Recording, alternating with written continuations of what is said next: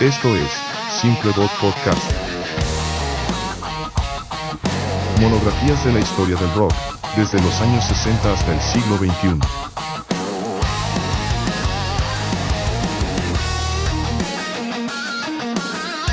Conducido por Marisa Simpson y Juan Pleite. A ver, imagina esta escena. Estás en un concierto, la energía está a tope, la banda increíble, pero para entrar tuviste que pasar un retén de militares. O peor, que a mitad de la canción irrumpa la policía, apaguen todo y se lleven a los músicos y a parte del público. Suena a película distópica, pero pues era la realidad para la escena del rock en Chile durante la dictadura. Y lo más, paradójico, es que el mismo régimen que reprimía esos conciertos, al mismo tiempo organizaba sus propios festivales de rock masivos. Una contradicción total. Fascinante, la verdad. Hoy vamos a sumergirnos en esa historia tan compleja. Y para guiarnos nos echamos un clavado a un montón de fuentes. Desde investigaciones académicas sobre cultura en la dictadura, crónicas del nacimiento del punk chileno. Y de cómo está la escena hoy. La misión es entender cómo el rock chileno sobrevivió a un ambiente tan hostil, cómo se transformó en una voz de resistencia. Y sobre todo, ¿qué nos dice todo eso sobre la historia y la sociedad de Chile? Vamos a analizar la represión, los intentos por controlarlo y, claro, su legado. Bueno, pues vamos a entrarle de lleno a esto. Para empezar, hay que ubicarse en el Chile de 1973, justo después del golpe. Claro. La vida nocturna y cultural, como te imaginarás, se apagó casi por completo. Una de las herramientas más efectivas para eso fue el famoso toque de queda. Que en la práctica significaba que los conciertos, si es que había, tenían que acabar súper temprano.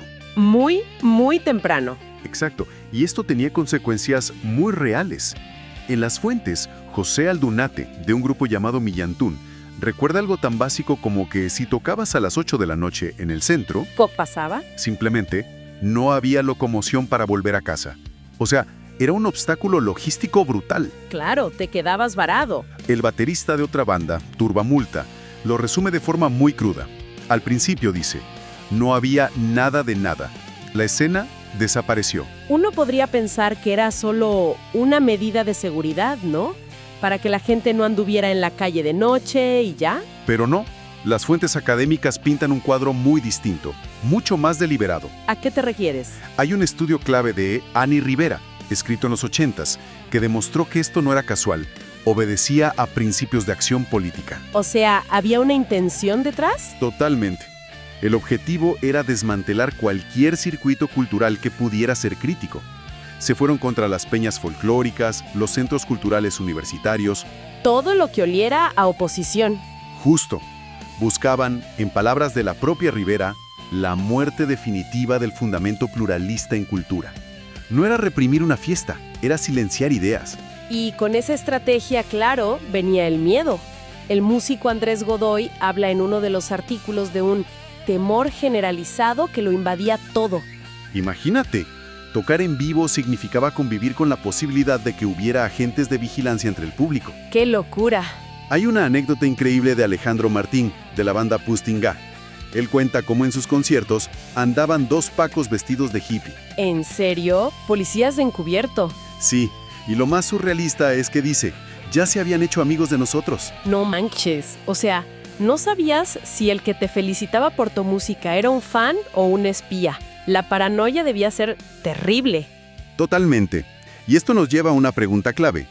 ¿Qué hace un régimen autoritario con un movimiento como el rock, que es demasiado grande como para simplemente prohibirlo? Buena pregunta. Pues la respuesta fue una doble estrategia. Por un lado, reprimir, y por otro, cooptar.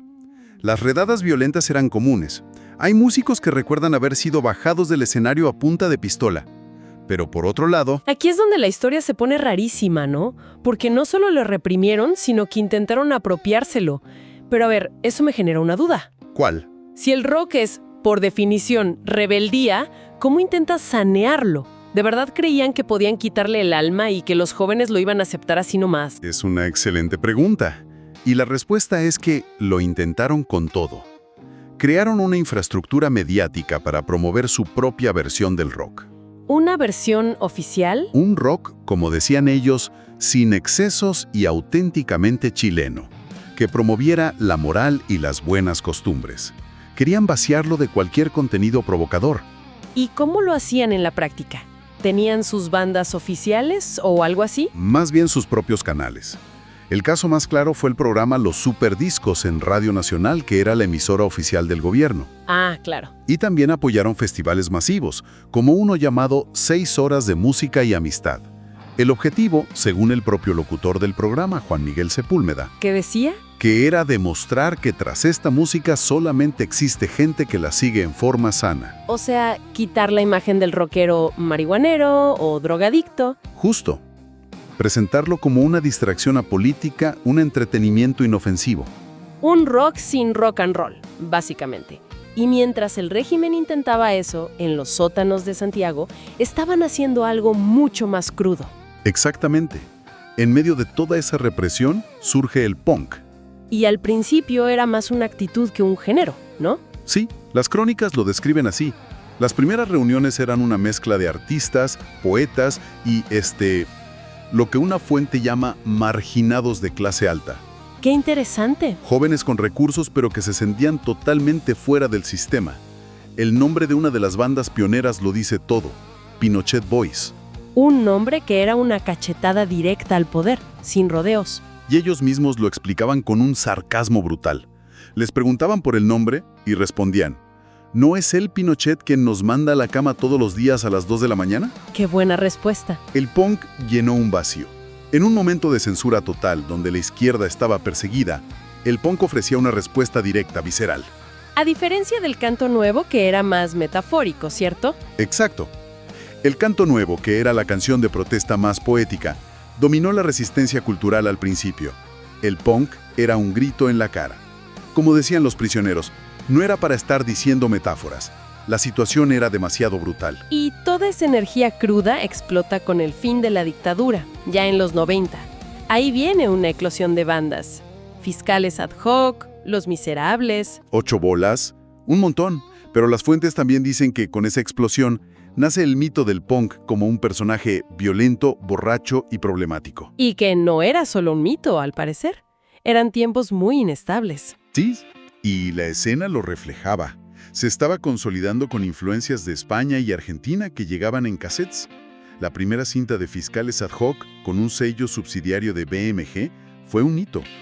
Demostró que el punk podía salir del underground. Y tener un alcance masivo, ¿sí? Y esa energía cruda de los 90 fue evolucionando, no se quedó estancada. Para nada. Hoy la escena es fascinante. Un artículo de la revista Mundo Sonoro la describe como una fusión muy interesante de post-punk y shoegaze, y menciona bandas como Mitimitis o Friolento, Ajá. que están haciendo algo que suena a locura. Deconstruyen canciones de reggaetón y las convierten en post-punk. A ver, espera. ¿De construir reggaetón y convertirlo en post-punk? ¿Cómo funciona eso? Me cuesta un poco imaginar, no sé, a Bad Bunny sonando como Joy Division. Suena extraño, lo sé, pero es muy creativo. Toman las melodías pegajosas del reggaetón, que son súper efectivas, y las reinterpretan con esa atmósfera oscura, las guitarras con eco y los bajos melódicos del post-punk. Vaya. El resultado es algo completamente nuevo. Conecta dos mundos que parecen opuestos. ¡Qué mezcla tan inesperada! Pero no todo es vanguardia. También hay una mirada crítica a esa misma escena, ¿verdad? Sí, y es un contrapunto importante. Una crónica de la publicación DIY Conspiracy plantea que la escena punk moderna en Chile, aunque es muy rica, a veces parece encerrada en su propia burbuja. Como que en una burbuja. La crítica es que ha perdido esa capacidad de amenaza social, de ser un verdadero problema para el poder, como si lo fue en sus orígenes. Es una reflexión interesante. Hablemos de los que sí lograron romper esa burbuja y convertirse en íconos. Es imposible no mencionar a Los Prisioneros. Su impacto fue gigantesco. Absolutamente. La revista Rolling Stone pone 3 de sus álbumes entre los 50 mejores de la historia de Chile. Eso te da una idea de su tamaño. Y en los 80 vendieron cientos de miles de copias. Un fenómeno. Pero su importancia va más allá de las ventas, ¿no? Mucho más allá. Su impacto sociocultural es un caso de estudio. Jorge González, su líder, siempre ha dicho que ellos eran una banda de pop, no una banda política. Pero la gente no lo vio así. Para nada. El contexto lo es todo. La gente, en plena dictadura, tomó sus canciones que hablaban de frustración, de clasismo, y las convirtió en una herramienta de lucha. Como el baile de los que sobran. El ejemplo perfecto. Esa canción se volvió el himno de una generación que se sentía excluida del modelo económico. Demuestra cómo el arte adquiere significados que el creador ni siquiera previó. Claro. Y no son los únicos, ¿eh? La misma lista de Rolling Stone destaca a los Jaivas, que fusionaron rock progresivo con folk andino en una obra maestra como Alturas de Machu Picchu. Entonces, todo ese legado de bandas icónicas nos lleva a una pregunta inevitable. ¿Qué pasó después? ¿La industria musical de la democracia logró construir sobre esa historia? Pues la verdad es que las fuentes sugieren que el camino fue más complicado. ¿Ah, sí? Mucho más. De hecho, es bastante desalentador.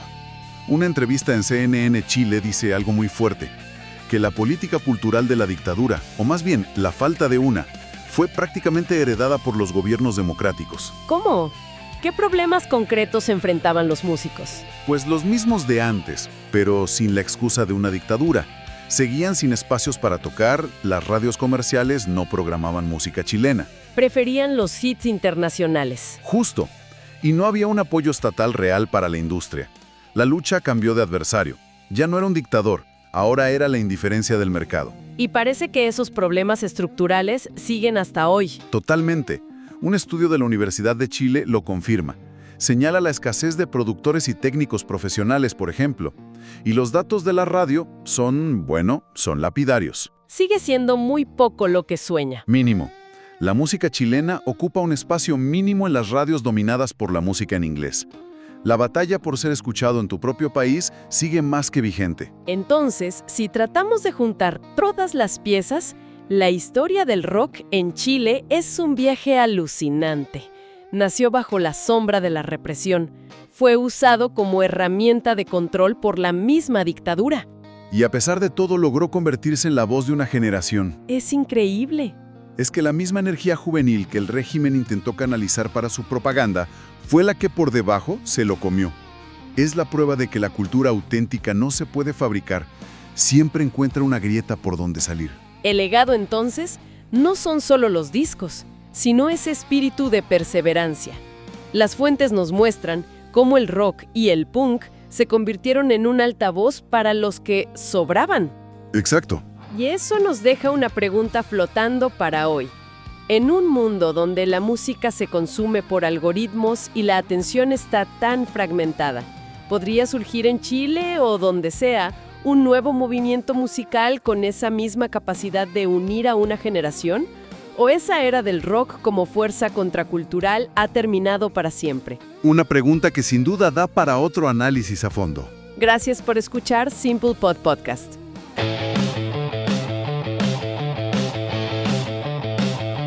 Esto fue Simple Bot Podcast. Monografías de la historia del rock, desde los años 60 hasta el siglo XXI.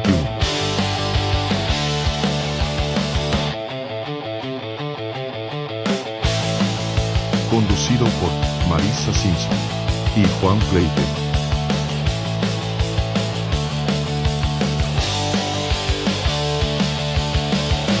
Gracias.